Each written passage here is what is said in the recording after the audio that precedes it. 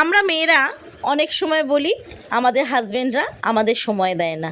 সত্যি কথা বলতে অন্যের কথা তো পরে বলবো, আগে বলো তো আমরা কি নিজেরা নিজেদের জন্য সময় দিই? 24 ঘন্টার মধ্যে 24 সেকেন্ডও নিজেদের জন্য রাখি?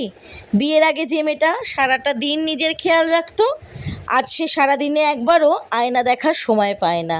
আগে নিজে নিজের কদর করো, সারাদিনের মধ্যে কিছুটা সময় নিজেকে দাও, সপ্তাহে একটা দিন নিজের মতো কাটাও। বাড়িতে যখন সবার পছন্দের খেয়াল তুমি রাখবে, নিজেদের পছন্দের খেয়াল নিজেকেই রাখতে হবে। সবাইকে বোঝাতে হবে তোমারও কিছুটা সময় তোমার নিজের জন্য।